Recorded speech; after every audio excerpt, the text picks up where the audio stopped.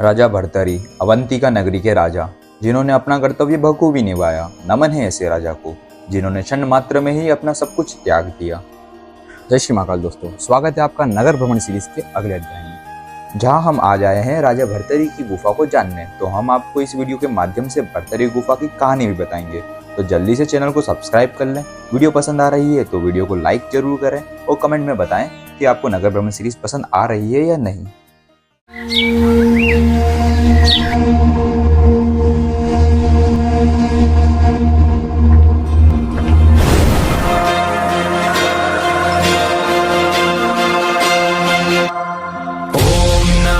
हिरण्यबाहवे हिरण्यवर्णाय हिरण्यरूपाय हिरण्यपतये अम्बिकापतये उमापतये पशुपतये नमो नमः।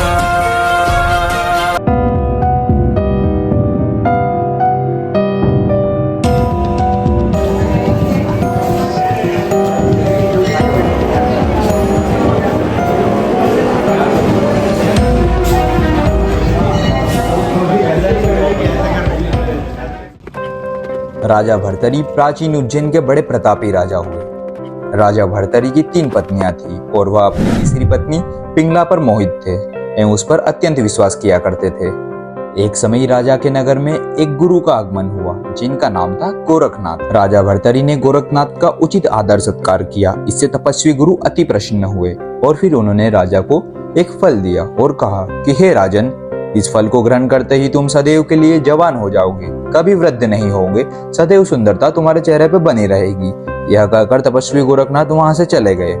फिर राजा ने फल देखकर सोचा कि उन्हें जवानी और सुंदरता की क्या आवश्यकता है।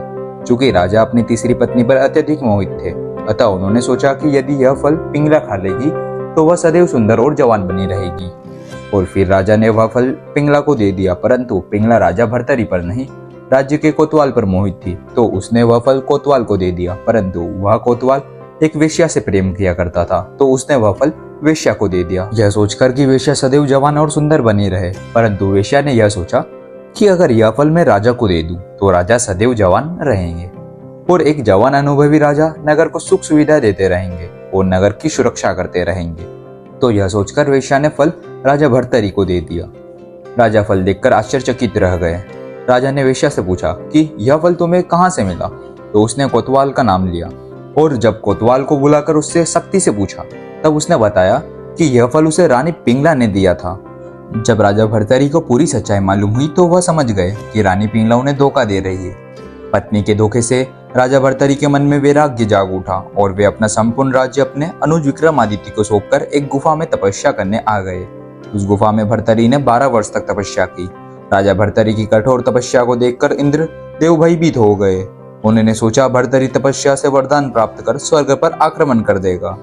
यह सोचकर इंद्र ने भर्तरी पर एक विशाल पत्थर गिरा दिया, परंतु तपस्या में लीन भर्तरी ने उस पत्थर को एक हाथ से रोक लिया, जिसके चिन्ह आज भी भर्तरी गुफा में राजा की प्रतिमा के ऊपर वाले पत्थर पर दिखाई देता है, जिसे देखकर सहज ही अंदाजा लगाया जा सकता है कि राजा भर्तरी की कद काठी कितनी विशाल काय रही होगी। तो यह संपूर्ण कहानी थी राजा भर्तरी से तपस्वी भर्तरी बनने की।